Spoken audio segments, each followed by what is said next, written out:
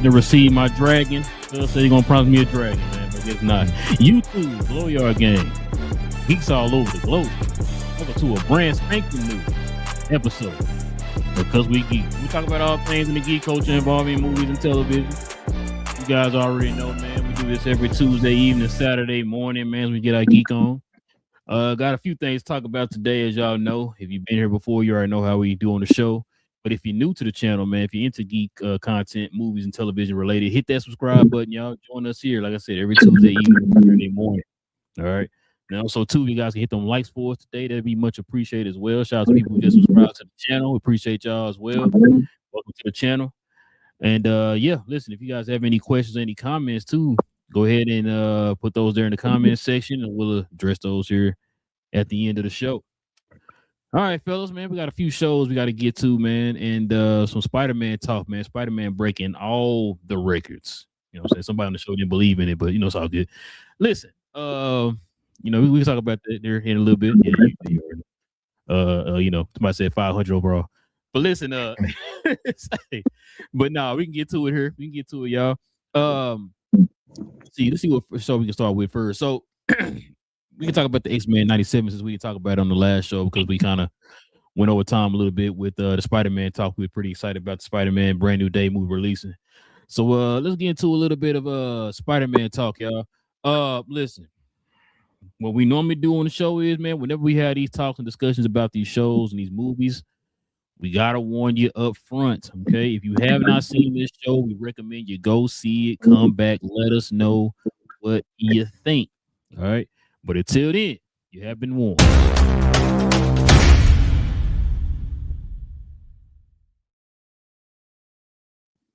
Spoilers. Yes, sir. Listen, y'all, we talking about X-Men 97 episode 7. Okay, got that right. I'm Ron Burgundy. I wait on BJ to correct me. But yeah, episode 7. Okay. So how many is total? Like 9, right? Yep, 9. Okay. So yeah, episode 7. So what we normally do, we kind of give you our thoughts, and then we have our overall discussion of the episode or the movie or whatever it is, and then we give you our Kaioken rating at the end. BJ, what's your thoughts, man, on episode 7 of X-Men 97? Bars. I was surprised that we made it to the Savage Land, you know. But hey, they just see. I'm wondering what they're gonna do after this. They trying to put it all in this season. You know what I mean? They going everywhere. They doing the age of past, future, and you know, they're just doing everything. They got Kang showing up as so. Like I said, they just doing everything all in one. They're gonna do the Phoenix in the next episode, I guess. They're just gonna speed run the rest of it all. So, but. No, I mean it's cool. Like I said, we got to see Savage Land. We got to see, you know, Will's favorite character, Graydon Creed, old boy's son, acting up. Not why he hates on his brother and sister. I ain't figure out because you know I know he hates all mutants and all that, but Nightcrawler and Rogue ain't had nothing to do with all that. So I don't know why he acts like he just can't stand them. But you know, because they're mutants. Supposed to took mom and dad. Are we sure that he's not a mutant? Are we sure he ain't got no mutant powers? Yeah, because it would have came forth by the time he was 13. Or maybe he actually has them. He just don't want to show I them. don't know how to use it. His mutant power is white power. I'll let you go. I'm gonna let you say it. Huh? I'm gonna let you say that. I mean, what they gonna come for me? Oh no. No, like I said, it was cool. Like I said, I like how it went down. I did not like Creed being able to shoot old boy Exodus at the end after that was kind of cheap. So also the fact they were trying to like threaten Charles because Charles left the country and moved to another country and started his little X Corp, and they were like, "Don't think just because you left the country that we can't." I'm like, well, he kind of did get away, so I don't know what you think you're gonna do. You know what I mean? I'm like, I don't know what these hollow threats. Besides the fact that they got all the powers in the world between their crew, so you know, what did my boy Charles say? I feel a swell of pity for anybody who comes here to start trouble. So they can bring it. unless they bring their own mutants. But I didn't. They lost old girl in the last episode in the danger room. I'm saying as far as the government agents, they lost Magneto's daughter because she went back to Polaris. So, like I said, I don't know what other heavy hitters they really got going for them right now. What you mean with Austin? Yeah, but she went from X-Force to X-Men. Oh, I thought you meant the X-Men lost. That's what we thought you were talking about. I was talking about the government, like their roster. I'm with you, Big J. I'm with you, Big J. But you know what's crazy? And I said that too because when he looked at them when she was standing on that stage talking about Charles and think they can kind of get away and all that stuff, and I'm like, damn, X-Force is kind of dwindling. They down to 4 people now. Come here, what's his boy name? Forge left years ago. Or left a while, not years ago, but a while back or whatever. So they down to like 4 of them now. So that's gonna be interesting. So like I said, but we'll see. But it was good. What do you think about it, BA? Well, I like different parts throughout the episode. One, I'm kind of liking the Polaris Bishop angle here. I wasn't feeling it the last episode, but old girl took her her harness off and just dove straight after my man outside the aircraft they was on. And I was like, yeah, you only do that to somebody you love. It is what it is. They just haven't gone that far in saying that yet. It was zero hesitation on that front. So that was interesting. I looked twice at that. But just the whole Nightcrawler situation with his brother, and Colossus as well, and Exodus. These 4 and the way they was going back and forth. It didn't seem like a kid's show anymore. This was very politically charged. You can definitely see other overtones when it comes to that type of rhetoric. You look at somebody like, why are you still supporting someone that hates your kind? My God, how many times did we hear and see things like that in different publications, different movies, and different other in real life period, especially us that look like us. So it's just like it was definitely bouncing on a lot of overly charged political tones there, and it was okay. It wasn't too bad. So I was liking that, but I was like, you know what, when you get the devil a ride too many times, eventually he's gonna take over, and that's exactly what happened. After Ish hit the fan, my man gave him one shot in the back. It was like, up, that's it. They're going to show their true colors whenever they get a chance to, and this was a evidence of that. So I'm glad they've seen it. I'm glad that it was shown. And like I said, very, very, very, very strong episode when you look at it with a different frame.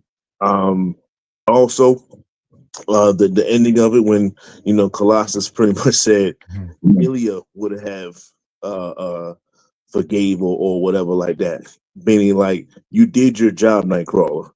I still, I'm not letting this go, but she would have, and that's what it was all about. And now Colossus is a part of the team, so that's that as well. So just like I said, a very, very strong episode. It gave us older fans of the show a chance to look at a kid show in a different light, and that's what kind of kept me entertained throughout the whole entire thing, other than the obvious of just it being mutants and things of that nature. So very, very good episode for me. I think this show started being the kids show, episode 1 of season 1. Yeah. Now we say, BJ. I don't agree. So when BA said that people supporting people that don't like them, I mean, obviously that doesn't happen in real life. That's very unrealistic. No one would support anyone who doesn't have their best interest at heart. You know what I'm saying? And so I don't think that would ever happen in real life. I mean, that would almost be Nicki Minaj type situation. You know what I'm saying? I don't see Officer Tatum people supporting people that don't support them. That's just foolishness. Mm-hmm. So I don't think that's realistic, and I don't believe that would ever happen in real life. So I just want to throw that out there. Not on this earth. No. No, it's an alternate earth. What you got, cuz? It was a decent episode. I Nightcrawler is one of my favorite X-Men. So decided like he was going to be one of the primary parts of it. Was definitely excited for it. Trial was pretty interesting. I think he did make a good case, but yeah, like Foster said, you did your part. There's nothing you could do about it. I wasn't going to give him that innocence, but you did your part. You played your part. You played your part. But overall, good episode. It was fun to watch. I feel that the tone is a little bit different. What you mean? Compared, I feel like we're beyond the Bo DeMayo episodes. So do you think that the tone that between Bo DeMayo and I forgot the other guy? Do you think feel like the tones are different? I just think a lot more than steak. Okay. It started getting even more serious as time goes on. I think it's still the same tone. It's just things are getting more real as time goes on. Okay. Yeah, but yeah, overall good episode. That's at first was okay with the season moving pretty quickly, but it's that seems like it's going even faster. Like BJ said, they've gone to so many areas within this 7 episodes, which is it's been a fun ride, but still like moving pretty quickly. But yeah, overall good episode per usual. X-Men 97 killing it. What you got, bro? Bro, I never thought in my life we were gonna see Genesis in this show this early. Couple things with that too, man. Genesis is like one of the most powerful mutants on the planet, and I was for him to go out the way he went, I was kind of upset. The fact too that I think they're starting to kind of add more of those characters that are recognizable to us, to the X-Men. You know, Nightcrawler came back to the group. Colossus coming back to the group now. Polaris coming back to the group. So a lot of the X-Men that we know of in the comics and stuff are starting to come back to the group here in the show. And I like that, man. Because I like the Colossus Nightcrawler dynamic in the comic, and we're starting to see a little bit of that here in the show. The fact too that it's gonna start getting serious now, because now the government's gonna start stepping in to kind of see what Charles and them are doing. Like BJ was saying, they got that whole different entity over in the where's that BJ? It's not at it's Genosha, right? Ain't I don't Genosha? think so. Hold on. Oh, I thought it was I thought they was like building that up in the ruins of Genosha, but excuse me, I could be wrong. I know it's not the Savage Land. They went to the Savage Land, so I know when that one did. But I think this is in Genosha. I could be wrong, but yeah, I think that's where they built to that. But anyway, yeah. So yeah, like you said, BJ, I said that during the show when she was on that stage talking about, we Charles and them ain't gonna be safe with what they doing just because they over in somewhere else or whatever. Now I'm like, man, that number's dwindling. And you right, because who's a powerhouse now for them? Multiple Man. You know what I mean? Like Wolfbane. I mean, who is it? You know what I'm saying? Strong guy. You see him get handled a couple times here, so it's gonna be interesting, bro. How they gonna handle that? Maybe they recruit some other people, the people that they have in the sales. Maybe they kind of get them an ultimatum, like, hey man, if you join us, we'll give you freedom or whatever, right? So probably do some stuff like that to kind of re-up on they faction. So, but yeah, like I said, this episode been pretty good, bro. This season's been pretty interesting. We also got that glimpse, man, going into the next season. I don't know if it's the next episode or it might be the episode, the last episode. Might be a 2-parter again, where Gambit is back now. We saw that kind of that shell of Apocalypse, which kind of had people thinking that he might have taken over Gambit's body after Gambit was resurrected as Death. So we're gonna probably see that next week. So that's gonna be another interesting. But not next week. We're gonna see what tomorrow, right? Tomorrow. See, yeah. So yeah, it's gonna be interesting though. But yeah, man, like I said, pretty good episode. My guy Nightcrawler, man, was real close to taking a life. And I'm not gonna lie to you, I thought Creed was gonna die. So at some point in that scuffle, bro. I really thought he was. But him to kind of just drop him off in the ice and then he go pick him up or whatever. I'm like, yeah, it's more than what he deserves. But he one of them guys. I don't think you won't ever change him. So I think he always gonna hate mutants. But I think I want to add, man, before we get your ratings. Probably Jane had. I mean, technically they said that they have offices all over the world, but they said like Paris It looks like the iteration they have on screen was based in Paris, but yeah, they have offices all over the place, according to this thing called Google. But what about the show though? Ain't it in Genosha? I don't think so. They said Genosha? they said the first one was going to be Krakoa, according to the Wikipedia. Krakoa. I think that's what it is. It might be Krakoa. I gotta go back and watch it, but yeah, I think it might be. You might be right. It might be Krakoa. I don't know. I thought they went back to Genosha or whatever. Because maybe that's where they was. That's where Charles and them went. It was kind of like going to see if they could maybe find more mutants and all that type of stuff. And that's when Danger came out of nowhere and attacked them and stuff. So yeah, you might be right. It might be Krakoa. I'm not sure, but I thought it was maybe Genosha. But what you get is right. We rate this episode, Big J. I'll give it an 8. Solid 8.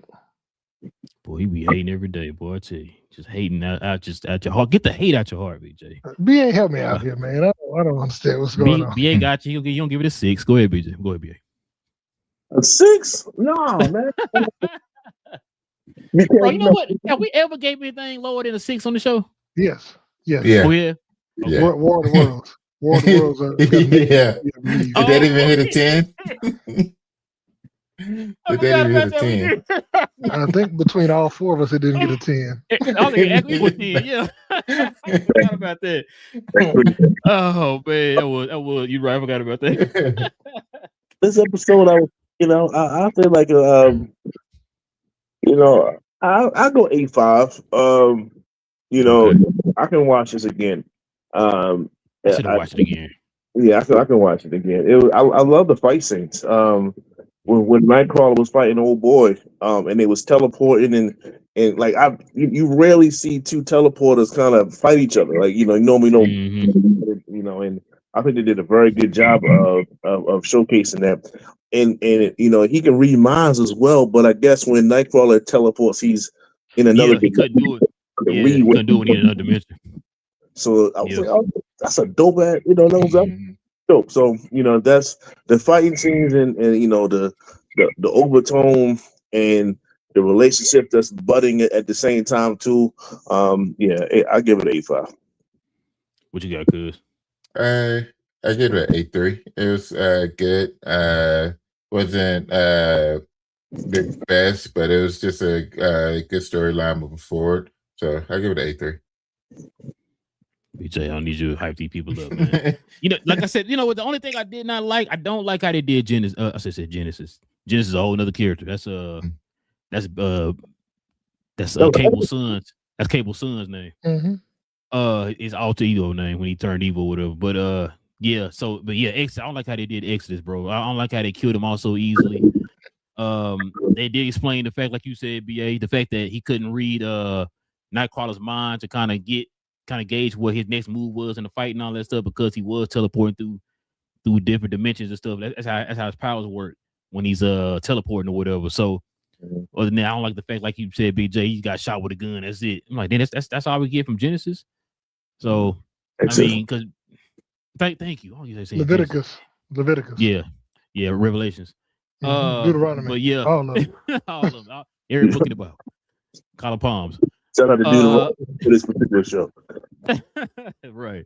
No, that's the only thing about this episode I didn't like, bro. So for that, man, I'm gonna give it like an 8.2. No Jason Witten. You know what I'm saying? So So you said Big Bill was hating with the 8. I gave it an 8.5, and then you come with an 8.2. That's crazy. Hold on. Who lower though? Who the lowest? Okay, but so you act like an 80% B is just a slap in the face and I hate your mama. I'm like, man, come on. BA, you weren't here yet. I got killed, BA, before you came on the show Saturday, bro. I got murdered for a 9, bro. I got murdered. I'm like, where BA had to have my back here, man? When you hit it with that 8.5, it's like, oh, okay, that's pretty good, BA. Wait, what? Nah, we expected that from BA. I was like, but no, I had I mean, the box office shows it's a B-rated movie. Yeah. But listen, like I said, man, this okay. Let me ask y'all a question. I know we got one more episode. Was it 2 more episodes? Two more. But I'll ask y'all. Overall, so far, what's y'all rating so far? If you stop the show right now, what's y'all rating? If you think it's an 8 or whatever, y'all can say it's an 8. 8.9 to 9. Overall? I think season 1 was, to me, by far much better. I do have Yes. what was it? Episode 3, I think it was. 2 and 3 were really good, but season 1 overall was much better. Oh, and 4. Remember 4? That's the one when Nino died. R.I.P. That's what I was trying to remember. So it'd be yeah. So that Probably one like and the one before. So y'all probably want 2, Mayo 3, to come back 4. is what it sounds like. That's what I'm hearing. You said what? So y'all want Bo Mayo to come back is what I'm hearing. Well, I mean, so if everything gets figured out with what he did, I wouldn't mind. Whatever it was.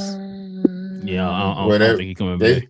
whatever it was, get that figured out and give us back our top notch X-Men. You have a better chance of seeing Jonathan Majors again than before you see Bo Mayo. Do we though? I mean, Jonathan Majors cost them hundreds of millions of dollars. Yeah, you probably got a better chance of Jonathan Majors. Because remember they had to do the rewrites, bringing in Robert Downey Jr.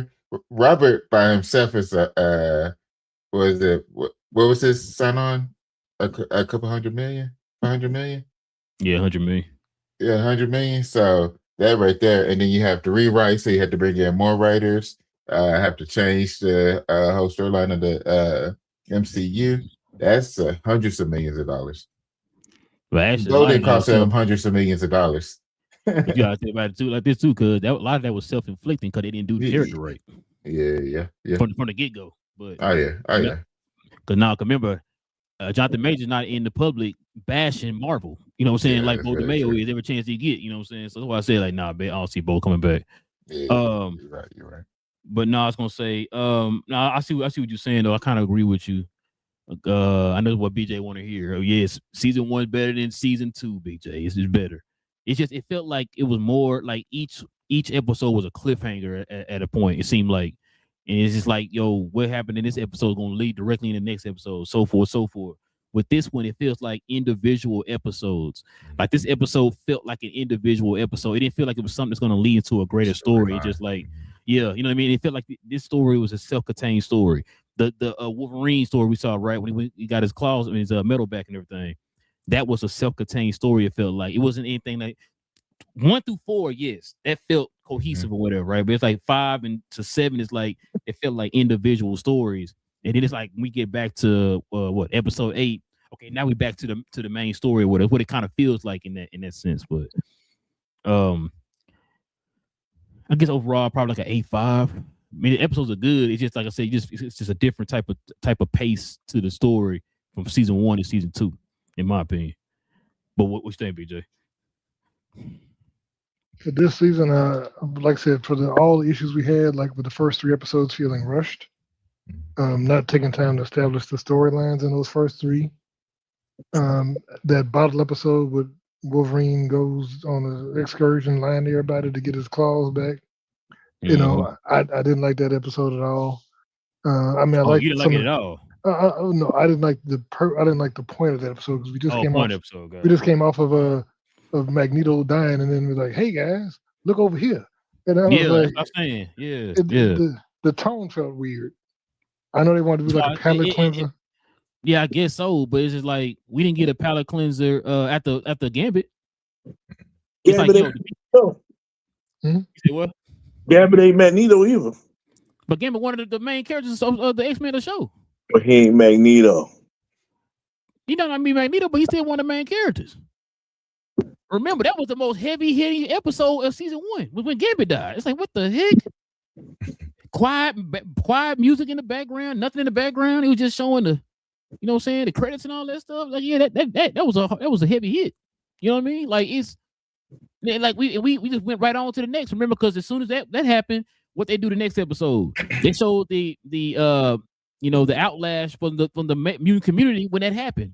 Remember, Beast and them went over there trying to help clean up and all that stuff. That reporter was reporting and stuff, and she was interviewing them and all that stuff. And she was like, "Yo, he was like, man, look, y'all, we already got enough of y'all already, man. Just kind of leave us alone and let us, tend to our people right now. We're still trying to find bodies out here. We're still trying to find the people or survivors out here or whatever." It's like that led right to that next episode, which kind of led to what happened with Bastion and all that stuff. Like you said, Big J, it's like we got those first 4 episodes. You're like, dang, we should be picking up the pace here a little bit. Like you said, pause real quick. Let's see what's going on over here. It's like, oh, Okay, I'm thinking, okay, once they did that, we'll get back on track, right? Nah, let's go over here again. Danger is going crazy or whatever. It's like, Mm-hmm. oh, okay, well, now I'm gonna get back to the story. Well, no, hold on, one more time, hold on. Let's see what Nightcrawler doing. Like, damn, okay. But we just had this whole 4 episode with Apocalypse. What Apocalypse at? You know what I'm saying? Like, dude just sitting here chilling, waiting on y'all to get y'all story out the way. Okay, now it's my turn. Let me get in here and get my story going. You know what I mean? But it's what it That kind of makes feels sense. like. That's why like this season seems more disjointed than in the past, and maybe It because it does. was a single showrunner that had a single theme and thought process behind what he wanted to accomplish.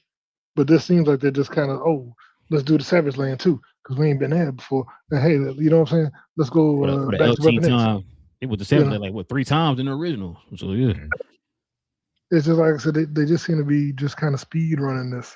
So I would say this season I'd give it like a 7.5 overall for the season. Damn. Okay. Still not bad, but like I said, it's But not as no. It's cohesive. one of them cases I can't be mad at what you giving because I mean So what do I have to argue on? You know what I mean? I, Go ahead, I Bill. I would agree that it's definitely off putting a little bit. That Wolverine episode, I just wish they spliced that in with another episode. Like, so when I looked at it and I'm looking at the overall, had that episode with Wolverine been spliced together with Polaris some kind of way, then I Mm-hmm. think they had a Polaris arc after Magneto's arc. And then that's what Correct. you could have played on. Because when they went back at that Wolverine episode, y'all say danger, but it really wasn't danger. It was really Polaris. That was her episode. Of her understanding herself, understanding who your father is, understanding to it's okay to let go. It's okay to channel certain energies, certain heritage in the sense, and let you be you. And I was like, that's the episode right there. It's Polaris, and then they talked about it a little bit afterwards, and then it was boom. Then it was Nightcrawler. So they're doing spotlights, I think, after the main story arc. And that's the part that I'm like, I agree with you guys on. It's a lot of you had your main arc, Magneto's dead. Okay. They should have picked right back up with how Polaris is dealing with that. And I think Right. that's cool. But they didn't. They went to Wolverine. So Wolverine had an episode. Polaris had a specialized episode. Nightcrawler / Colossus had a special episode. It's like, why are we giving these people special episodes and we're losing the plot line here? You know what I'm saying? And then they kind of shoehorn the plot at the very end with the apocalypse. Fuck it up. They did it twice, right? And I was like, Mhm. that's not necessarily the best part. So I agree with you. It's just they should have just centered, and then it would have been off. I don't think we would have been necessarily prepared for it in a sense, but it would have been a negative thing.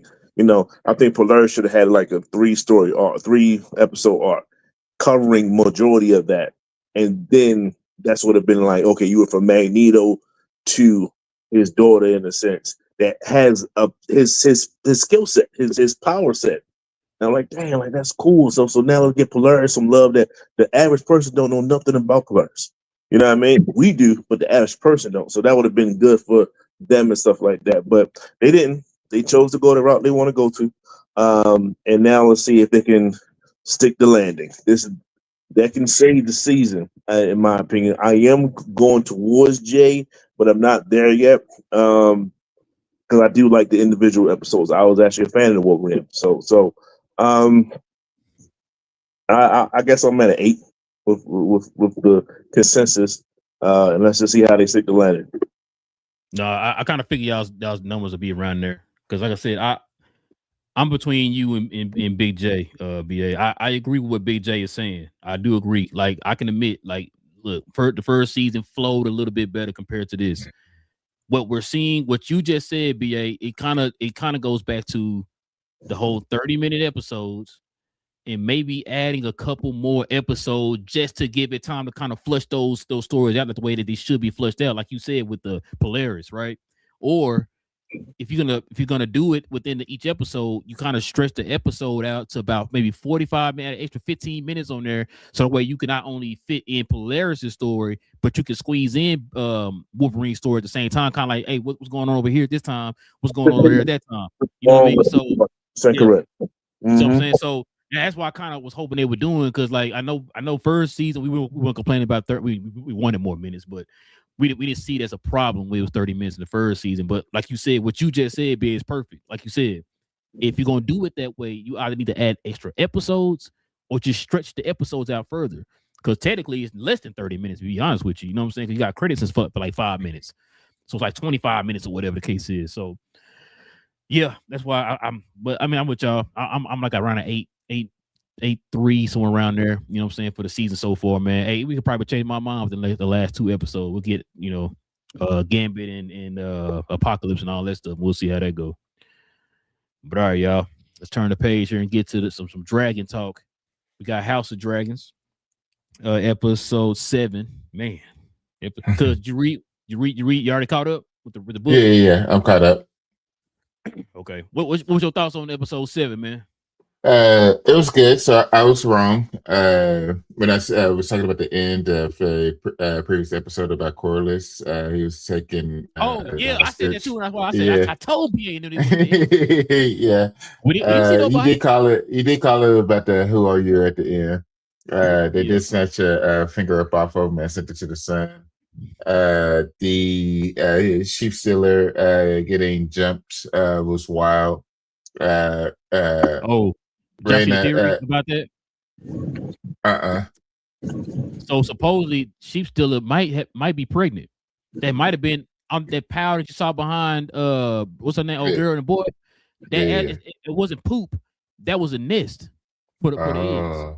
Which is why you saw sheep stealer kind of like backing up. He didn't use any flames or anything. He being protective. Just saw that today. Shout out to my wife, but yeah.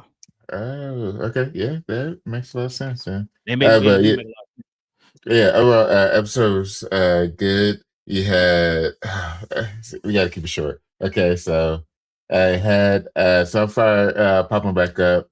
That beginning with Amond and thought he was with Allison. It's like, what is happening right now?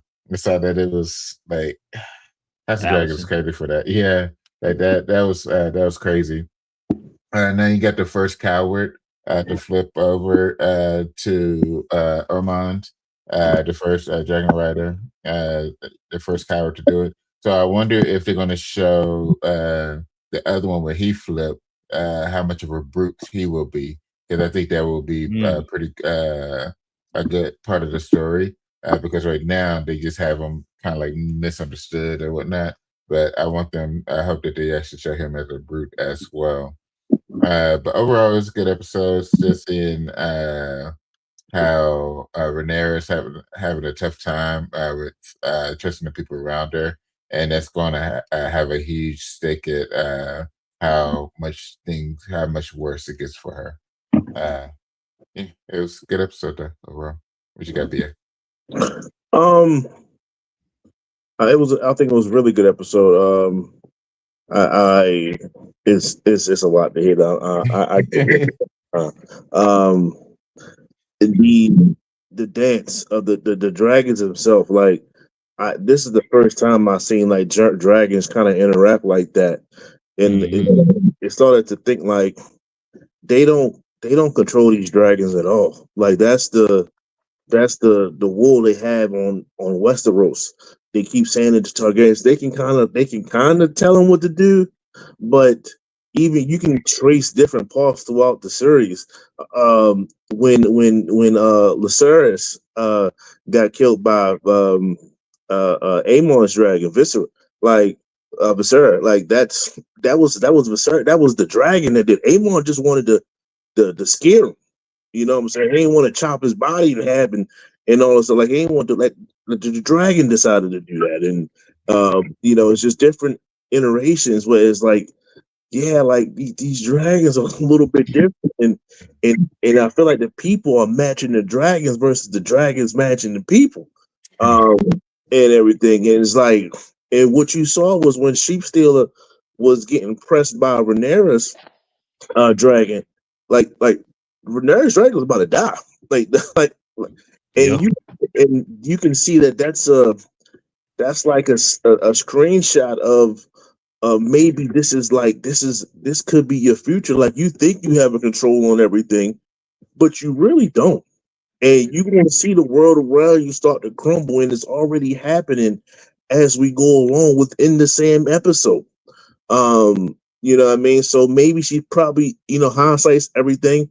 When she had the tactical advantage of the dragons, she don't know that off dragon is, jumping size and stuff like that. She don't know that. But when you had 6 strong, you should have just did what Damon said and go town by town and just wrecking havoc because you had an advantage. Yeah, you're gonna get talked about in the first 3 to 6 months, but then after that, it's all smooth sailing.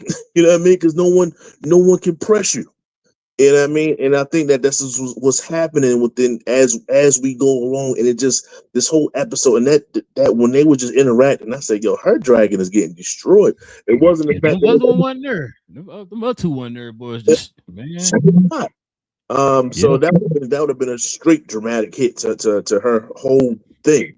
And it was that. It's like I said, Ormond is playing at the side. Like, look, man, I'll give you what you want. You can take little Cordis, the I forget the name of it, but yeah, I can get you the waterfront property. Basically, you ain't got. I'm giving you the waterfront property. And of course that's all at once. And like Rhaenyra, how do you not see that? How do you not see what these guys really want? Like you're treating them like they're supposed to 100% be for you, and they just came out of nowhere to claim dragons. You feel me? Like they don't feel your plot your plight like that. They randoms. You know what I mean? So she's failing at that, and you could just see just the different levels of her failing throughout the whole entire season, and that was one. Aemon. I told y'all Aemon. I'm starting to flip. Like yo, Aemon's starting to be my favorite character. And love the fact that he humbled himself to cleaning up crap and stuff like that, to saying like, yo, I don't care if I'm disfigured. I don't care about none of that. I am a noble elk. Like I am him. I am the king. I don't care anymore, and I'm going to treat myself as that. And you can see the change in him, and he was on his battlefront. Like he laid down his sword. Like this is it. This is who I am. Y'all can come get me if you want to, but this is just I'm fighting, and I know I can't win.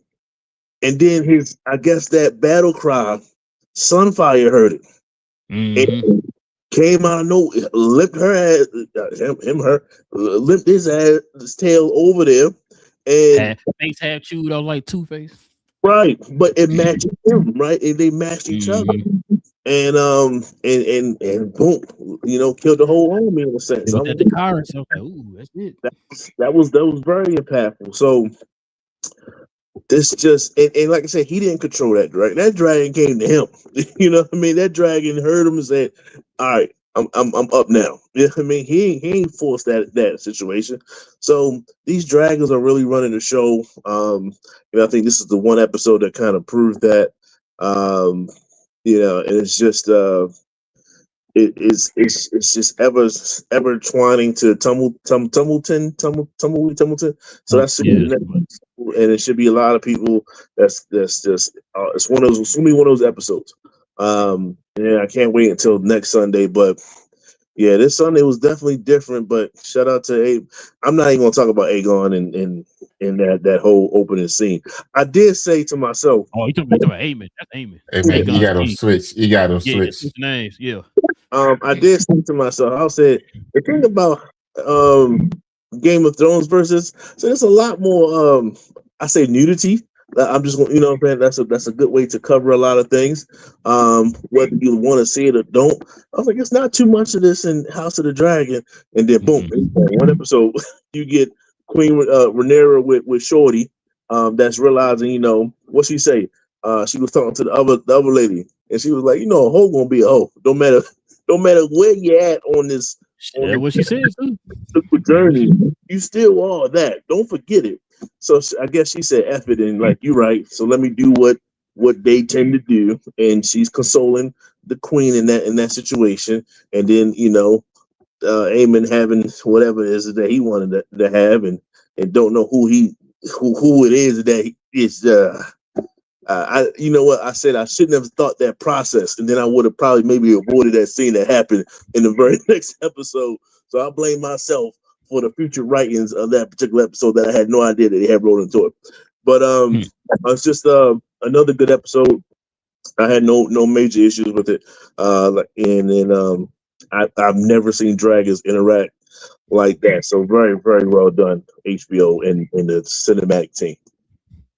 Bro, what's Damon's daughter's name that rode Sheep Stealer? What's her name? What was her name? Raina. Oh, Raina. Bro,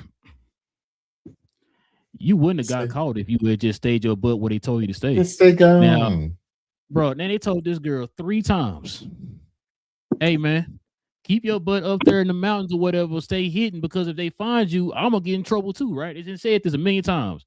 She out here all in the open flying like she free. And all of a sudden you see what's in there like, hey, man, that she's still over there flying over there over the herds or whatever. It's like, instead of I'm trying to find a Vanguard, what you going to do? Like, come on, man. That was stupid on her part. You ain't going to talk about, I can't be cooped up for too long. First of all, that was your idea. Second, it's like this does not just affect you, it affects everybody. You know what I'm saying? A lot of people who attach to you, whatever, right? So I ain't gonna lie to you. I thought Rhaenyra gonna kill her right there. I'm not gonna lie to y'all. That's not an MO though. You know what I mean? She's very passive. And I also too, I don't think she was gonna do it. I'm about to say, if you looked at that scene when they was all together, and once the dragon started to kind of take over, she actually went over there to save her. Yeah, she did. You know what? No, she did. She did. Cause I was gonna say, I wonder if things would have been different if Daemon wasn't there. Like if they had to go told her, hey, she's still over here. Daemon was nowhere to be found around that whole situation. I wonder if things would have been different. Because she kind of walked up on her like she was angry, like she about to catch some hands, right? And then that's when Daemon kept pleading with her, like, yo, she didn't know any better, all that stuff. And so then when she still, like I said, she still started kind of acting defensive because it seemed like she might be, protecting some eggs or whatever. And so that part kind of got me. It's like, man, they told you a million times stay hidden, and you out here just all in the open flying, bro. That's the part that got me. Yeah. Renee, what's her name? The queen name? I'm blanking on the names. I'm getting names mixed up. Rhaenyra. Thank you, Rhaenyra. Yeah, she so supposedly, man. I could tell that delusion, or what they call that. It's not called dragon curse. What is it called? Ain't go mad. Yeah. You know what I'm saying? Like it's starting to kick in because she woke her sister up. You know what I'm saying? Helena out of her sleep, asking her about a dream and all that stuff. What did you see? You see this? You see that? She looked at her like, man, what is wrong with you? You know what I'm saying? Like we starting to see it. So, cuz you right. We're starting to see her slowly slip. You know what I mean? And kind of lose her grip and start to lose a little bit of her power. Because you start to lose a lot of your allies. Like you said, we got 1.5 dragon riders that's turning on you right now. We already knew old boy gonna turn on her. He trash. Like I said, he just want a title. So we already knew he gonna turn on her. Tell him what the Sea King's son's gonna do, and old boy who's trying to save his wife out there in that at Tumbleton or whatever. You know what I'm saying? We don't know what that situation gonna be. He might mess around and be upset or whatever and turn on her or whatever. We don't know. But the thing is, you're starting to kind of see a little bit of split between them and everything, because she's starting to kind of not trust Daemon. Daemon kind of doing his own thing. Old girl that's supposed to be her, the one who she kind of manipulated her a little bit. She kind of doing her own thing a little bit, but like Rhaenyra kind of know that for herself. Like, yo, I feel like you trying to do some stuff too, because you keep trying to split, trying to pin me and Daemon against each other or whatever, right? So yeah, it's a lot going on. But because I don't even know if you got to the part where for next episode, supposedly, man, it's gonna be an all-out like war, bro. Like it's gonna be a lot of folks down. So I got through where I think the part that I got through should be the lead up into the beginning of next season. That's how far I got. So that's why I was telling your sister like that it's just gonna be a S show, guys. This season finale is gonna be all bad. It's gonna be all bad. Do y'all watch the trailers of the next episode? Like you at the end of the Yeah. show, you don't Oh yeah. Yeah, bro. Yeah, bro.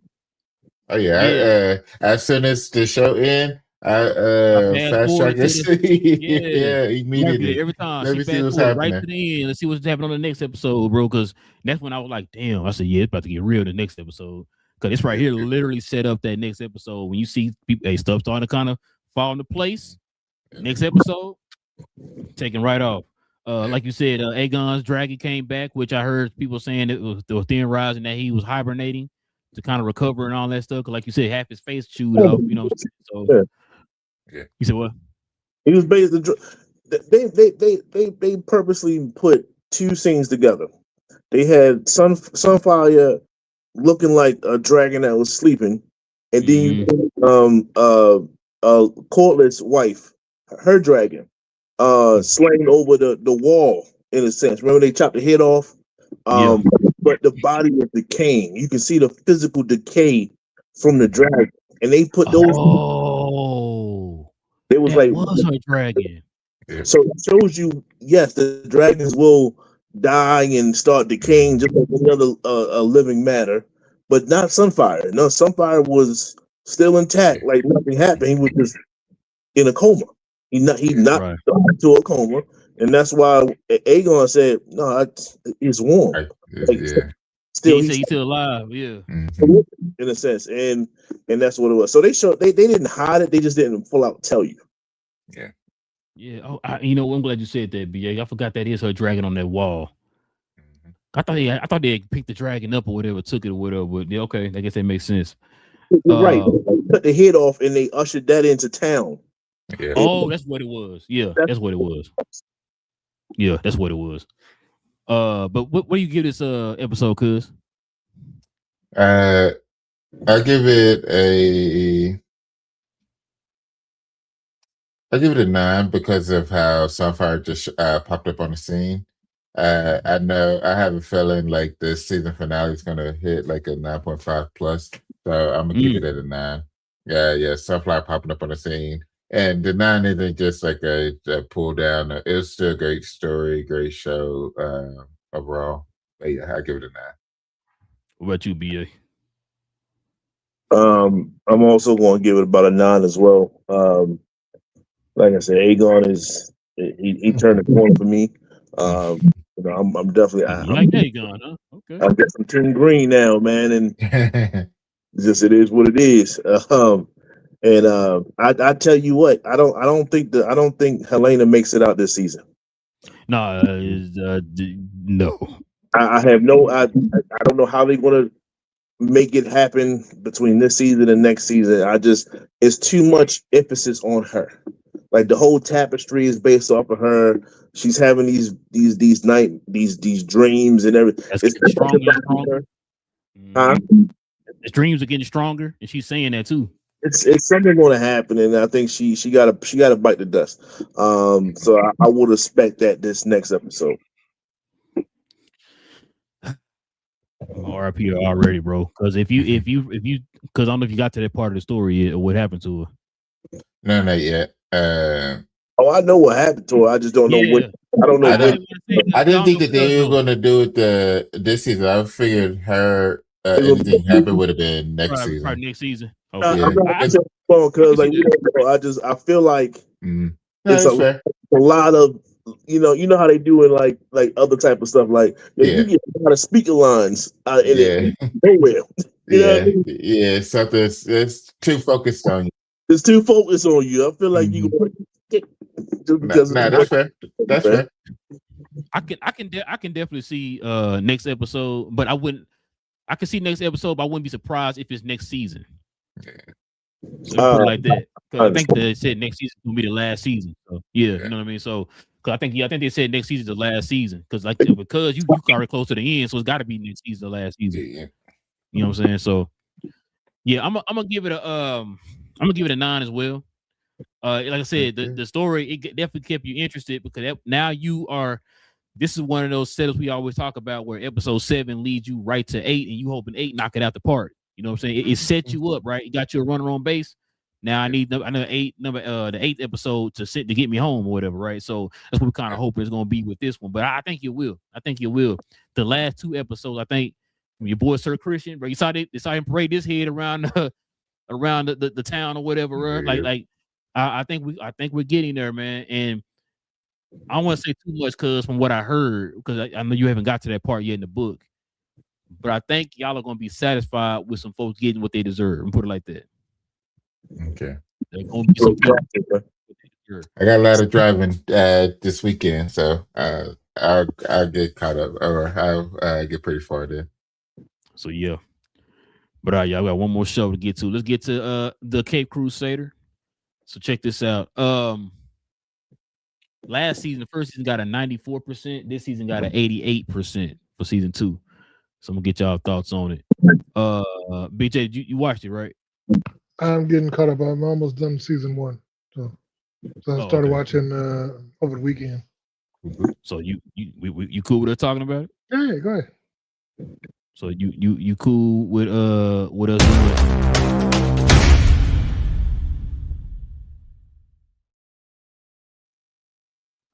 You cool with doing spoilers? Mm-hmm. Spoilers.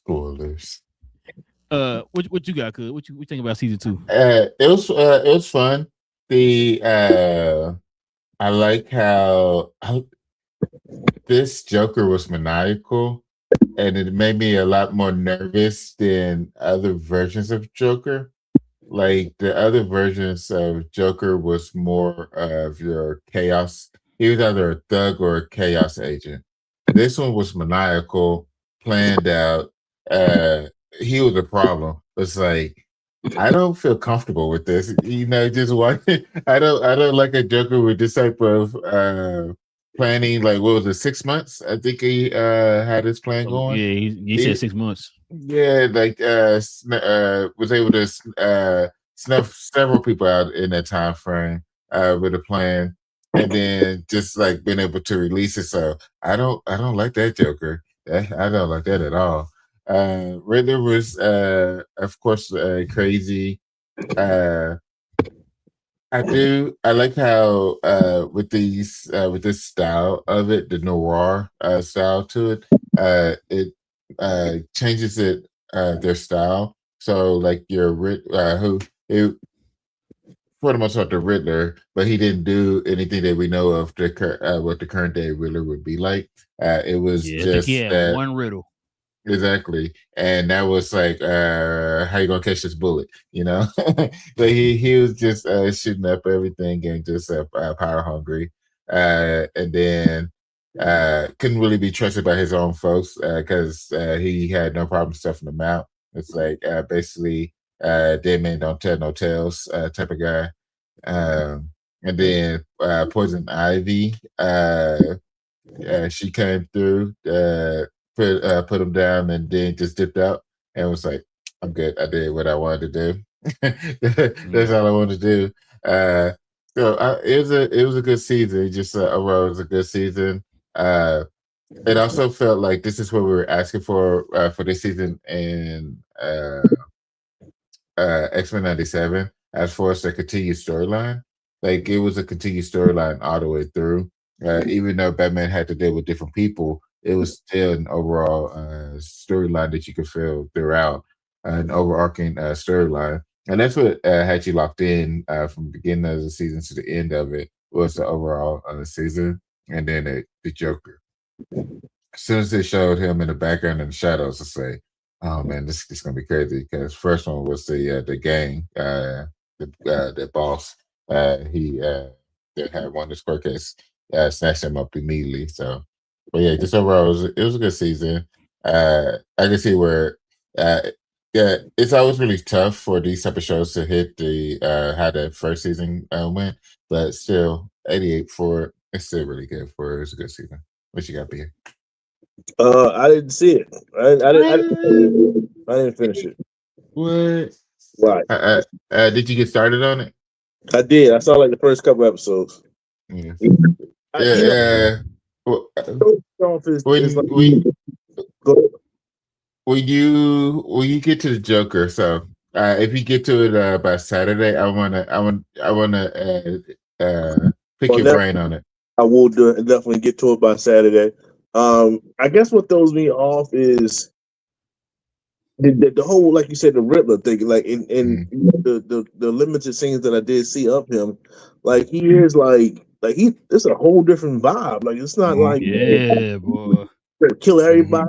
What you killing for? Like yeah, because Mhm. Cuz. like Mhm. second, like where's the riddles at? Like where's the Hey, no, you no, heard that one dude said? He said the reason why they called him the Riddler because he Riddler and cat with bullets. Yeah. That's why. I was like, Yeah, wait a minute. When I exactly. heard that, I said, wait, what? I said, Yeah. okay, I see it, but I'm gonna damn. miss that, and it makes perfect sense because that's how Yeah. Yeah. he Yep. like I have a riddle for you. Yeah, I'm gonna riddle you with bullets and Yeah. Yeah. I'm talk to like, you later. Jesus. Yep. God, so yeah, Yeah, Yeah, so no, it's crazy. I'm with you though, BA. I said the same thing. I said, where the riddles at? Like, I'm thinking like, okay, maybe he gonna like start throwing some riddles or whatever. He did like one Eventually. riddle when he had threw that grenade in the truck or whatever. And I'm like, so then when the I think it was a police officer or whatever, when they like put him on the board, saying that, who they going after and all that, and who he is and all that. And they were like, yeah, they called him the Riddler because he was riddling cats with bullets. I'm like, damn, kind of fire, bro. But God, Yeah. that made that dude crazy, bro. Yeah, of it's psycho. description. I say that just Yeah. so Mhm. I'm Mhm. like, Yeah. bruh, that was, I ain't gonna lie to you. They of course they try to ground the people Mhm. in this universe or whatever, make it more kind of realistic, like Cuz said, boy, that noir type feel. Because Yeah. Mad Hatter, instead of Mad Hatter wearing a hat that control people, Yeah. it does kind of like what the media does today, where it control people through the media or whatever. That's kind of what Mhm. the Mad Hatter were doing in the show. Like I said, the Yeah. Riddler, instead of telling jokes, he's riddling you with bullets, right? Yeah. Um, Was the amazing. Joker is not like you said, Joker is not like the laughing, hi, I'm a these funny gags or whatever to get you, whatever. It's like the dude's like cruel and calculated. He's just out of his mind, but very, very, very calculated when he does stuff. That type of stuff. And so yeah, bro, it was a pretty good season. Like I will admit season 1 was better than season 2. I will admit that, but I'm not gonna go too far because I know Big J and them ain't finished it yet. So we'll probably talk about a little bit more about it on Saturday. Yeah. But yeah, let's turn the page here, fellas. Let's go and get to this main topic, man. Let's get into it.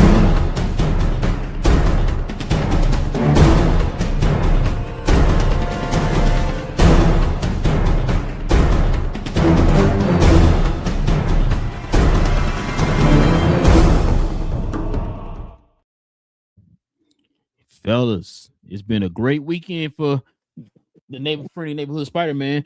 Kevin Feige was asked where the post-credit scene of Spider-Man Brand New Day leads. I think we talked about it on the show. We didn't get the post-credit.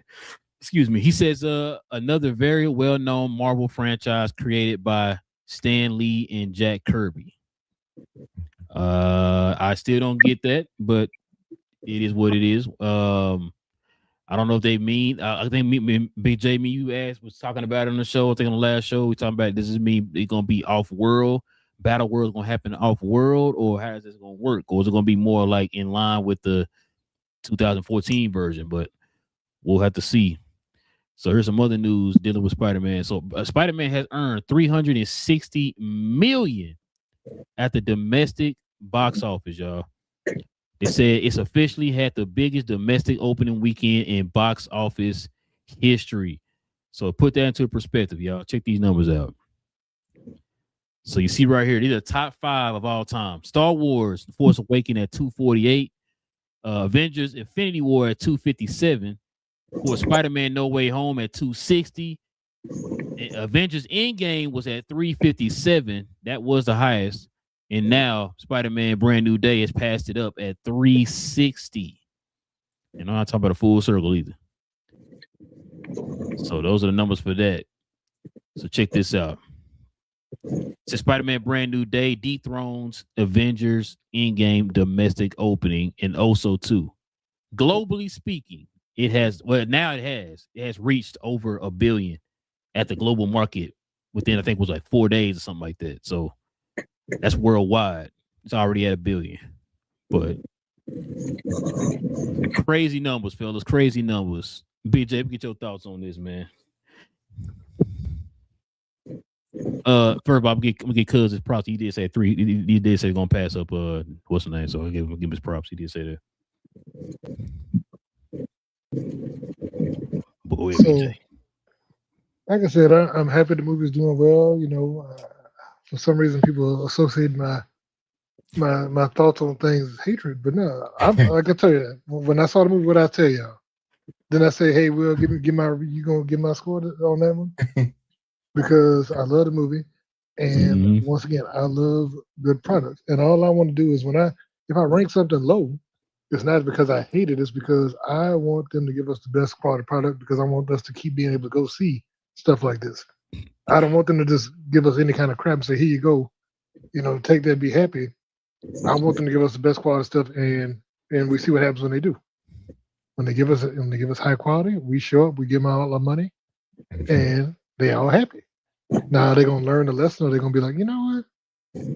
Let's go back to what we're doing. Let's because like we heard the announcement today that Spider-Man was killing all of the spin-off characters. But are they gonna be like, you know what? Let's go another Craven movie in about 2 years? Because I think if we put Craven in the movie with Venom, and just start Madam Web, and Silver Peter P. No, we ain't gonna have him. You can't say his name because what are you doing? No, we're gonna have all the characters except him in there. Might even throw Ned in there just just Ned, Spider-Man. Yeah, just Ned. Make him Hobgoblin. Yeah. Dude, I don't know about that one, man. I don't think Ned gonna end up being Hobgoblin. I don't think he's gonna be Hobgoblin, bro. Because I don't think Jacob want to lose weight again. I think Jacob is content with where he at, and I don't think he's gonna try and do that dramatic weight loss. So I don't think he's trying to throw that. I mean, unless they throw a whole bag of cash at him, I don't think he's trying to drop that. The general audience is kind of used to him being who he is. You know what I'm saying? Like I don't think they want to see him take that arc and turn to a complete bad guy. That'd be a crazy turn. Leave that for the comics, man. Yeah, like I said, but no, I'm happy that the movie's doing well. And like I tell you, to me, this is a good indicator of what's going to happen with Doomsday. I think if this hits $2 billion, I think that means that we have a good chance of Doomsday hitting 2. And once again, that would kind of indicate that we're looking like we might be back. You know what I mean? I hope so. Because I'm tired of all this stuff getting canceled. I'm tired of them canceling every show and all this stuff because they trying. I mean, but if they're doing it to focus on the movies and give us quality movies, I understand that. But I also want us to have content we can talk about and enjoy. Mm-hmm. So what you got, BA? Okay. One, I disagree with all you guys. I need Ned to be Hobgoblin. Why I knew you would bring that up, bro. About it in the last one, he has My wife is nervous about it. Norman Osborn, he left the mask in his universe, so it's like you can round them all up in a sense, right? But I guess the fact that there's number one and it's doing numbers, like it managed to get this high with no stakes of any kind within the movie. And what I mean by that is, the Amazing Spider-Man had Gwen, his own isolated movie. His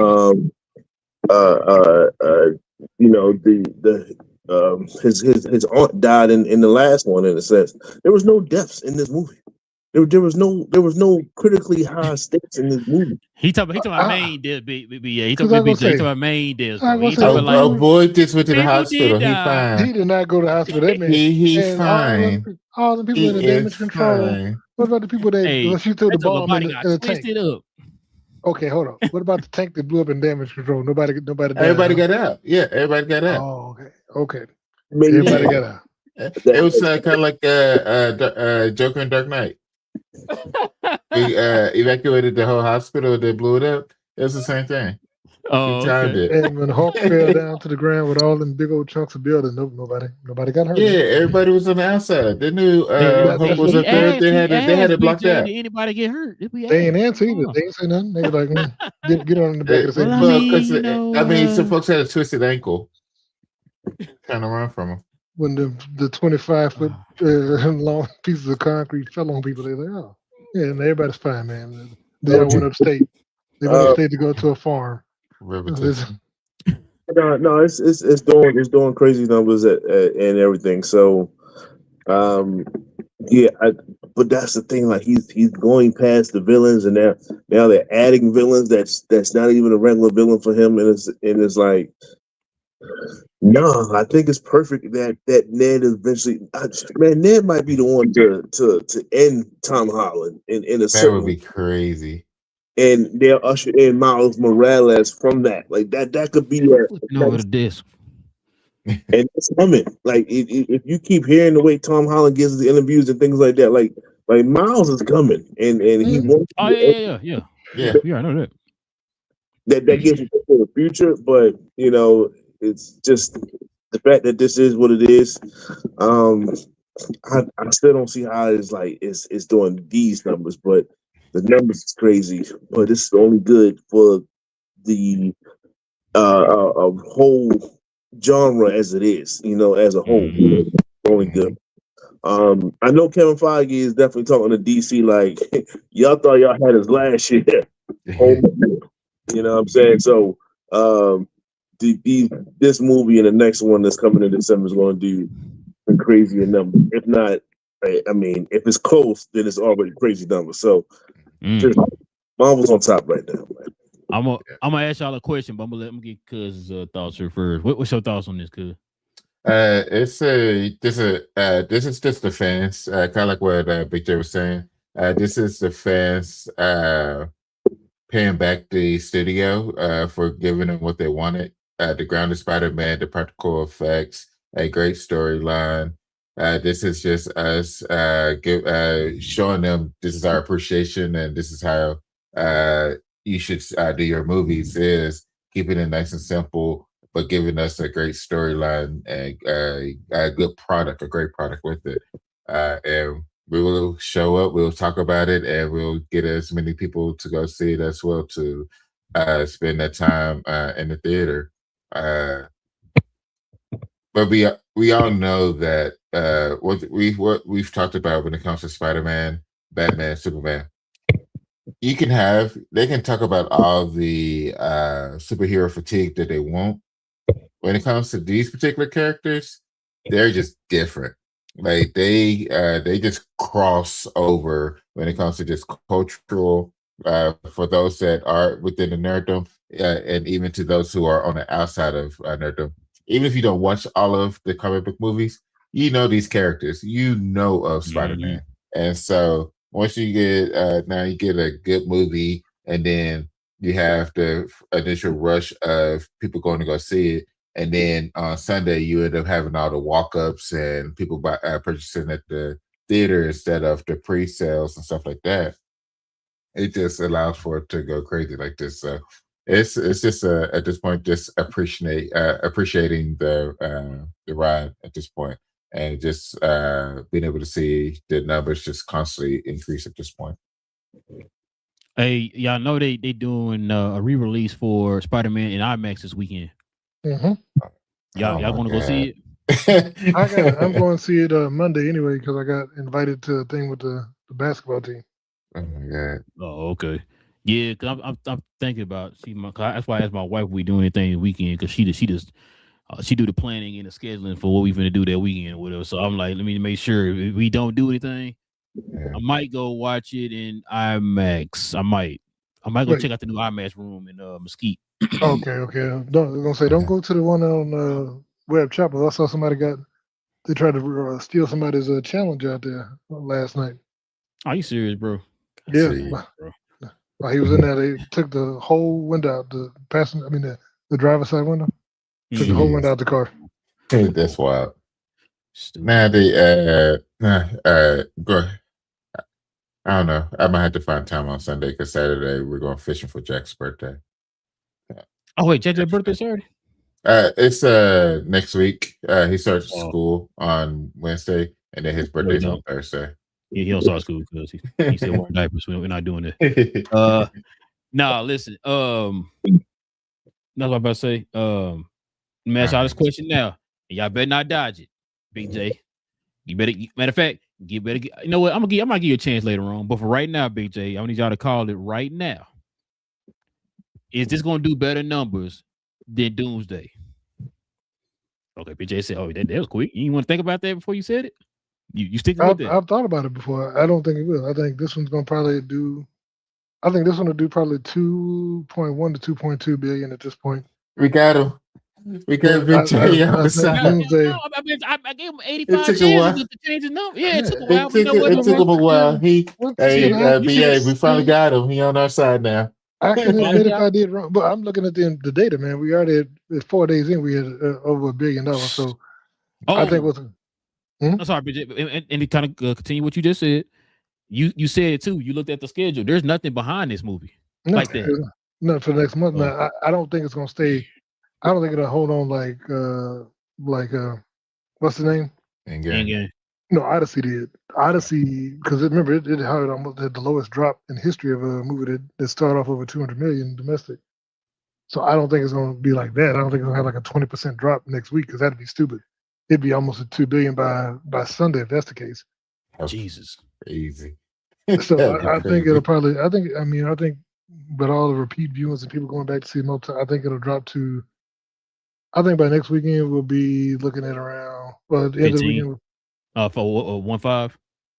Yeah, about 1.5. Yeah, about 1.5 at the end of the week. Jesus, boy, that's crazy. She's telling me in 2 weeks he can make $1 billion, nearly $1 billion. Somebody pointed out earlier. 3. We'll give it 3 weeks. Yeah, 3 weeks. Okay, I'll give you 3 weeks. Yeah. But somebody just said, I saw somebody posted earlier, like it's already earned more than all of the DCU movies. So both of them. It's different. This is just different. Okay. I mean, shoot, it's by the time it finishes, it'll made more than the whole DCEU run. Yeah. All the movies put together. Yeah, that's incredible. I mean, which is insane. Yeah. Well, actually, this has made more than no, because No Way Home was part of Phase 4 and 5. If you take that out, this probably made more than all the Phase 4 and 5 movies put together. 4 and 5. Yeah. But you gotta take No Way Home out. No, it wouldn't. How about what else? It was 3. It was in 3. No Way Home, I thought was the first one in 4. Because remember, 3 was Endgame. 3 was Endgame. Yeah. It was the first one after Endgame, I thought. Yeah, No Way Home. Okay, you're right. Damn. And it was a multiverse movie. It was a multiverse movie. Yeah. Oh yeah. Okay. Yeah, you're right. Now what you think, BA? You think this is gonna pass up Avengers Doomsday? Now, when I say pass up, let me start off. I'm gonna start off small first. Let's say is Doomsday gonna make more than 360 opening weekend? Happy. I think so. Y'all got these safe answers, man. I need y'all to be like, nah, it ain't never gonna happen again. You know what I'm saying? Well, they said that until this weekend. What you talking about? It did. You're right. I was part of that. I was part of that. I was part of that group. I never in my life thought I would see anybody pass that number up, bro. I never thought I'd see it. So you got a few things. One, you got everyone that's watching this Spider-Man will probably definitely at least check out. The problem is this is actually an overall good movie. So that's the second thing, is that it was actually a good movie, and people actually like Tom Holland. Like, people love Tom Holland, man. Like, he's just, I don't know, but he's definitely a favorite actor amongst a lot of people. So is that going for him? Like I said, you got all the people that's watching it now, all the casuals that's watching it now. They like, oh, is something else coming out? What is it? You call it Endgame or something? They're gonna go check it out. Not Endgame, Doomsday. Then you have the re-release of Endgame, right? There's like, oh snap, like, yeah, I'm in the fields again. You know what I'm saying? I got the fandom feels again. Like, that's that Captain America scene right there. He got me in there. So you're gonna get those feelings. You're gonna get those guys. And with that, so now the final thing is, it's just gotta be a good movie. Oh, I'm sorry. Don't forget the people that was fans of the X-Men. They're gonna come back. You know what I mean? Toby is in this movie. So you're going to get the original Spider-Man fans that are going to be in this. You know, they're going to go come to see it, and everything. So you're going to get all these different groups coming to watch it. Plus, like I said, now the final thing that they have to do is just have a good movie. If they just nail a good movie, and it's not like, oh man, why did they do that?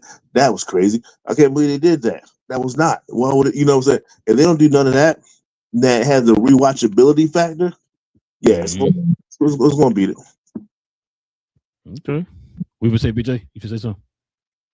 No, I was just like I said, looking at all this, man. I think as well as this is, like I said, this is the biggest commercial for Doomsday. I think Doomsday's gonna do it. Oh, the other thing I was gonna say though is two things. One, they said it's the first. So they said this weekend was the biggest weekend in movie history because not only did this make as much as it made, but then also Odyssey made another 50-something million. Yeah, 51 million. And then this is also the first time in movie history that you had 3 actors in the number 1 and number 2 movies at the same time. Mm-hmm.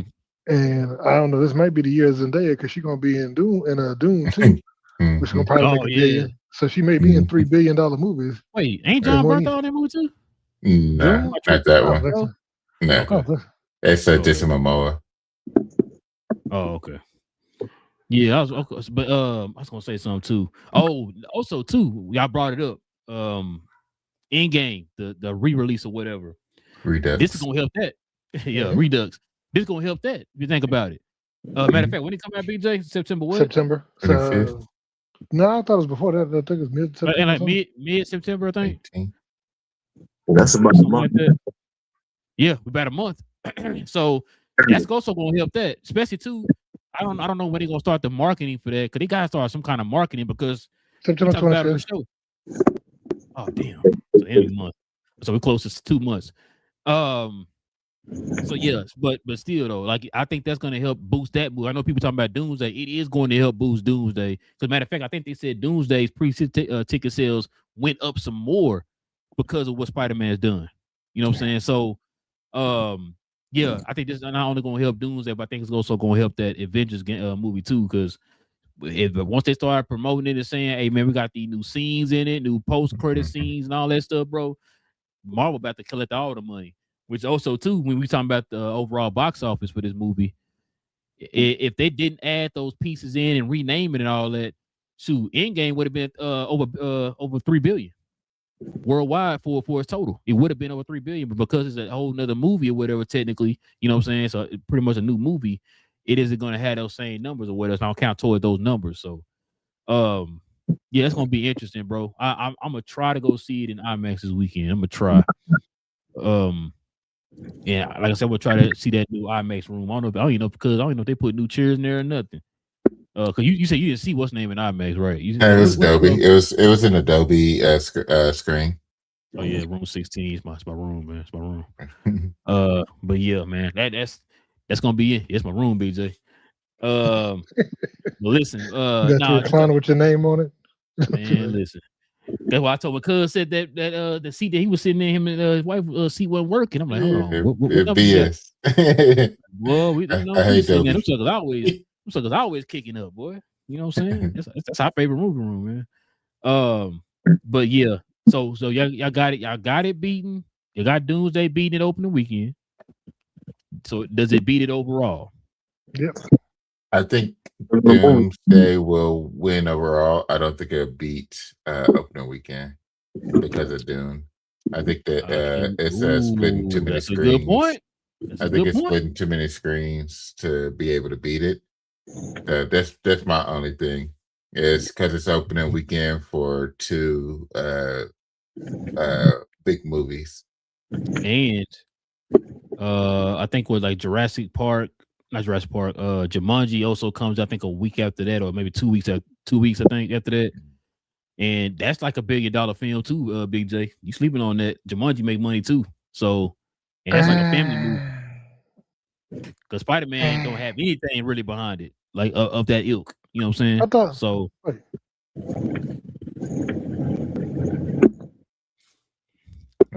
That's what I said. Like opening weekend, it might not beat it, but afterwards, as people get time to go see it, I think overall it will be random day, just not opening weekend. They might be sold out of pre-show once Endgame comes back out. So all the theaters that is playing it, and if they all sold out already, Yeah, bro. they'll end up having to put up new show times. So yeah, And there'll be I extra think, theaters or screens. So yeah. and what you So gonna say, BJ? Jumanji is releasing on December 11th. They said. Oh, they moved it up. Yeah, they moved it up because they didn't want to be on the same weekend. I thought they moved it to like I thought they moved it back to January. Wait, hold Oh on. no, you're right. Because they were trying to, because Dune is taking over IMAX screenings for like 3 weeks or something like that. So they ended up moving up. No, actually they went back. I just saw so an updated one said they moved back. Okay, so they moved back to December 25th. So they gave up because basically I think what they realized is they might have had that week before, but then the drop off was going to be like 100%. Yeah, that's not gonna be stupid. Nobody's gonna see that. I think they moved it back further, BJ. I think they moved it back into January because they also wanted the IMAX. Because I think Dune, if I could be wrong, maybe you can correct me, but I think Dune is gonna have the IMAX screenings for 2 weeks. That's what they signed up for. So if it's 18th, then 25th, so it's gonna be another week. I don't think it was gonna have any IMAX premium. I don't think they had any. I don't think they will have any premium format with those movies. If you're a movie theater, why would you give Jumanji a premium format screen? I mean, with those two movies coming out. Not gonna say look at Jumanji numbers real quick. Look at Jumanji numbers, bro. You might be something you watch. I know what you're saying, but it's the reason why it's 3 Jumanji movies, bro. That thing's make money. That's a family movie. Why is there 85 million movies? Because it's a family movie. Folks going to watch it. It made $1 billion. Well, I mean, yeah, 4, but you know what I mean. I'm talking about the new Jumanji, not the original Jumanji. But yeah, because that's what I heard they were talking about. They moved it back an extra week to try to get the IMAX screenings, because what's the name has a contract for 2 weeks, which is why Spider-Man is now being able to use the IMAX screening this week, because Odyssey had the IMAX screenings for 2 weeks. So yeah, Jumanji is doing a weird thing. So apparently they're releasing international December 10th. It's just in the U.S. They moved back to the 25th. Oh, who they with? Universal? No, that's Warner Brothers, ain't it? Yeah, I think it's Warner. What treatment? Oh, let me see. I'm trying to find. I want to find the. Here we go. Yeah, I mean, the last one came out. Let's see, that one made 962 million. But once again, I don't know if it was going up against. I don't know if it's going. No, it's not. It's not going up. Which is why I was saying they moved it back 2 weeks for 2 reasons. Because like you just said, they'd have opened before, they would have got demolished, bro, from Dune and from Endgame or whatever. So that's why they decided to move it back. But then I heard that they moved it back again another week, because what's in that Dune covers for 2 weeks for the IMAX, and they wanted to get IMAX, get their full run or whatever of their profit, and they also want the IMAX screenings. But do you think, because I'm saying that, right, everything I'm seeing right now still shows it December 25th, but I'm like, yeah, I mean, maybe it might be BJ. I could have sworn I heard they moved it back another week, back into January, or maybe that was like a rumor they were going to do that or something. I forgot what it was, but it could still be 25th. But I could have sworn they said the matter of fact, I gotta watch that trailer again. I think they had the date on there, but I could have sworn I thought they were going to move it back one more week to try to secure the IMAX screens or whatever. So I don't know. It could be still the 25th or whatever, but that's that's not enough time. No, because I'm saying those movies are not going. Both of those movies are not going to drop off to make room for Jumanji. Yeah, that's which is why, like I said, that rumor came out they're going to move back at least one more week into January. Which is why I was like, when you said 25th, I was like, that sounds kind of crazy, but I mean, hey, it might be the case. Maybe it's not Paramount. Who's it produced by? I'm looking now. It is. I'm like, oh. Wait, who's coming? Oh, it's Sony. Sony. Sony. Sony Sony gonna have a good year. Mm-hmm. Yeah, they really are. But yeah, man. Yeah, I mean, we might hear later on. Maybe they decide they still got time. It ain't too early. They might still push it back or whatever, at least one more week. But we'll see. So But yeah, man. what do y'all think that weekend is going to be? The 18th. What do you think the number is going to be for that weekend? That might I be thought the largest box office weekend. I think so. Yeah. If you had I these was two gonna movies. say, do y'all really think that like how bad do y'all think Doom gonna hurt Doomsday? So I don't know if there's a ton of overlap. It's some I know overlap, but it's not a I know it's the crazy. same audience or whatever, but it's just like are they really gonna? Because I mean, also too, Doom is gonna have the IMAX screens too, so they'll get a little bit more money from that. Which is why wasn't they came out with those Infinity Visions or whatever it was. So Doom made 714 million. Oh, the last one. The last one.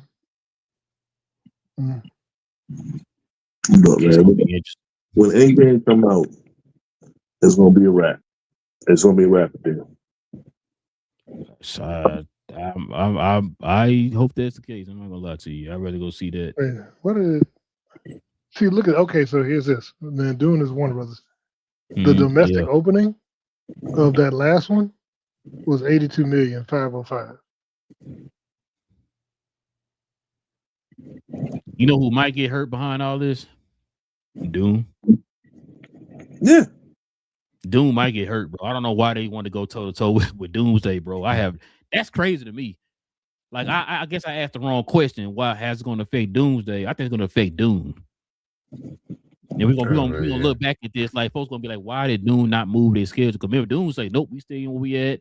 We already secured our IMAX screens and all that type of stuff. And it's like, bro, y'all, you sure you don't want to? This is Avengers. This is an Avenger movie. You sure you want to go toe to toe with Avengers? But it ain't my studio, so I mean, do what you do, I guess. I mean, we know that Warner Bros. is known for their amazing decisions. So yeah, we're gonna see how that turned out for him, bro. But I would at least moved back 2 weeks or something, or maybe moved up 2 weeks, because I don't even know if anything like that coming out in November that's gonna hurt. That would have hurt Doom. You know what I mean? So I don't know, because November is pretty known for for movies and all that stuff. They pretty much that whole like the end of November going into like the end of like December is pretty much known for holiday seasons for movies and stuff. So they would still been fine. But all right, y'all, let's turn the page, man. Let's get to be questions, me comments, fellas. We can call it a night.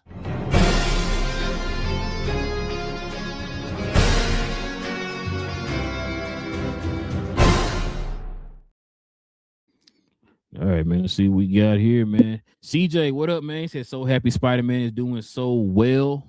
Do you think Brand New Day can surpass Avatar or Endgame for all-time box office of 2.5 billion plus? That's for Big J. Now, this the thing though, CJ. I think Big J always says this. You got to remember how long, especially Avatar, bro. Avatar was in the movie theater for like, man, it was damn near a year. I know I'm exaggerating, but it was in there for a minute. For them to get that what was it? It was 2.8 something or 2.9 or something like that. But it also released multiple times too. It wasn't just the one time. Well, yeah. I mean, the first time I think it was 2.7 or 2.8 or something like that. The first time, I think it's like nearly 3 billion right now because they released it 2 more times. 2.7. Yeah, so it's a 2.743. But that's the problem. Like, they've done. There was a re-release that made another. What did the re-release make? Like another million or something like that. 76 million. Yeah. They did a re-release in Jesus. they did a re-release in 2022. So that's the problem. Like, yeah, it's gonna be kind of difficult, man. Yeah. We're gonna have to see though. Let's see what else got. He also says, I think they did go a little too evil with Jean out. It really let her off too easy at the end. Yeah, a lot of people online been complaining about that. They said there really wasn't any consequence for her. It's just like, oh, okay, Jean, you misunderstood. Go on about your business. So they didn't have a chance to stop her though. Yeah, I definitely can't stop her. You know what I'm saying? She got it. You know what? You good? You got it. I forget you going about your business. You got it. Punisher was worried about Spidey, and everybody else was just discombobulated at that point. Exactly. Just She just said Tom Holland has said he wants to be Peter that helps Miles like into the Spider-Verse. Yeah, he did say that. That's what we were saying kind of earlier. Like, yeah, it's going to happen. We already know it's going to happen. They already kind of confirmed that already. Salam said, "What's up, fam?" He says, insane numbers. Saw it Saturday and thought it was good. One of the better, well shot MCU films. Sadie Sink's character reveal was kind of but the aftermath of that will be interesting. Yeah. We're gonna see, man. We're gonna see. It definitely is an interesting one. Let's see. CJ says, it's not just the main characters. Brand New Day was actually a good movie. It was perfect, but it wasn't slop like Supergirl. Yeah, man. Yeah. Supergirl wasn't too great, man. Wasn't too great. I heard Supergirl was going. I heard it was going to make more money than Spider-Man. Somebody said. I was told. We were told. Hey, man, leave that guy alone, man. He's going through enough. They said that he said he's never going to make another prediction again. Bro, they killed. I told y'all he killing that dude he killing that dude online right now. It's crazy. CJ says, and just think, Brand New Day broke records without being in IMAX. Yes, opening weekend, and it's going to be added to IMAX soon. Yeah, it's getting added this weekend. And I told BJ, I asked him when we asked him about the overall box office. I said, remember, it made 1.9 without China. Yeah, that's without China. You know what I'm saying? It made 1.9. So you can't say it right. You gotta say it like your boy. Oh my God. China. But yeah, it made 1.9, so I can see it definitely making over 2. Definitely making over 2. See, it says the gun jammed. Yeah, man. Hey, he got what, 2 more months, and we're gonna see what happened with Clayface. CJ says, do you think Sony Marvel pivot to make Spider-Man the absolute core of the MCU going forward now that he showed he can beat in-game numbers solo? Go ahead, BJ. So, okay, we talk about it. Remember, that's the domestic opening, not worldwide. Worldwide, it's still not close. Endgame still beat about 300 million for the opening weekend. But no, it beat it out. No. I'm talking about worldwide. Domestic, it beat it, not worldwide. Yeah. Because it beat the domestic by 2 million, but the Endgame had 1.2 billion worldwide open. Yeah, we did. So I think it had like 2 billion, like in 2 weeks or something like that, something crazy. But yeah, Salam says they did right by Hulk for half a scene. It's funny how we only seen glimpses of the true Hulk when the last name of the director ain't Russo. Yeah, that's remember the Russo said they don't know what to do with him. Remember that? Bitch, their favorite directors. Salam says Zendaya might be in Doomsday too. She could be. If Tom is in there, she could definitely be in there. I don't see her being in there if Tom not in there. She's gonna be just be standalone. She's gonna be look up when they see the incursion. Yeah. So that count for her too. Do you think they will bring Savage Hulk into Doomsday as a surprise, or you think they'll save him for Secret Wars? Yeah, probably Secret Wars. Yeah, probably Secret Wars. The Maestro? Man, you think they'll go that route? I heard. Remember there was that artwork of Hulk World on Battle World. I'm not mad at it. Salam says, why did the film overperform compared to No Way Home? Brand New Day is a better film, no doubt, but you think the nostalgia factor would have given No Way Home the edge? I guess this was an appetizer for Doomsday. Yeah, it kind of was. But I think the fact that, like what Cuz said, it just kind of gave a lot of people what they wanted, that they kind of down to earth, gritty, kind of not gritty, standalone. Yeah, that back to that neighborhood Spider-Man, man, that grounded kind of feel to the story. It wasn't nothing he wasn't no Iron Man Jr. or nothing like that. It was actually his movie. He was the star of the movie. You know what I mean? So it is kind of why I also did that too, Salam.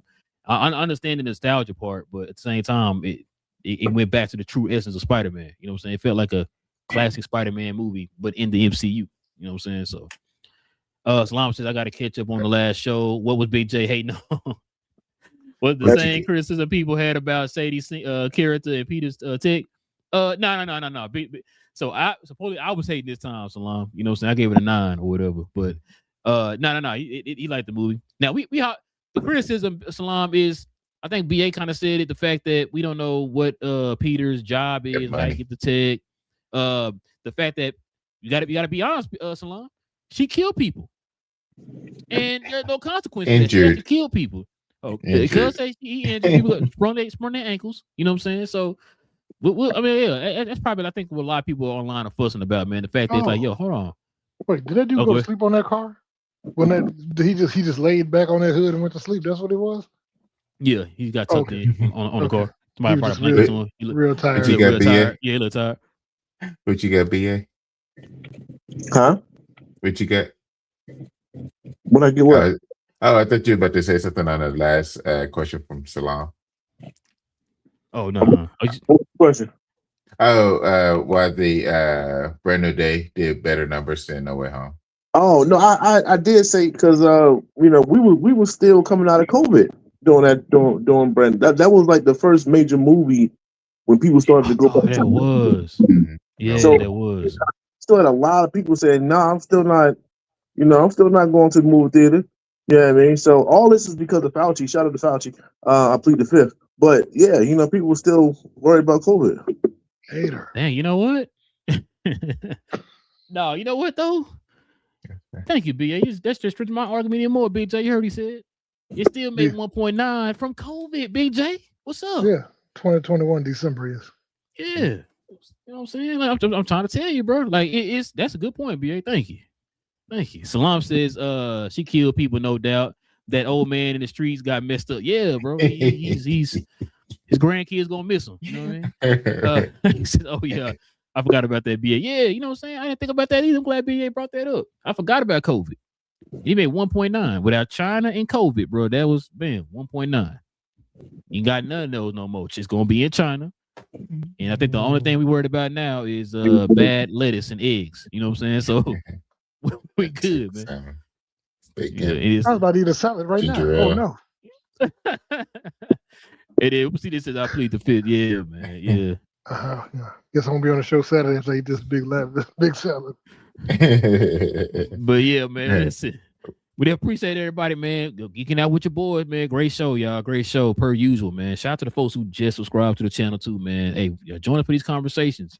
We literally do this every Tuesday evening and Saturday morning. So we'll be back here on Saturday. We'll talk about episode 8 of X-Men. At the BA and BJ finish the season of Batman. We'll talk about that too. We'll probably get into some other news, man. Shoot, D23 right around the corner, y'all. So we'll probably get ready for that. I can't wait for that. We might get some news on the X-Men since some rumors and stuff are starting to kind of heat up for that. So, but yeah, listen, join us here on Saturday, y'all. We're gonna talk about more geek stuff, man, out here in the world involving movies and television. So with all that being said, man, it's your boy Rail. Got Cuz in the building, got Big J and BA, cuz we geeked. We talk about all things in the geek culture involving movies and television. Listen, man, I want my dragon, man. All right. Y'all stay geeked. And we out. Paris. Yeah.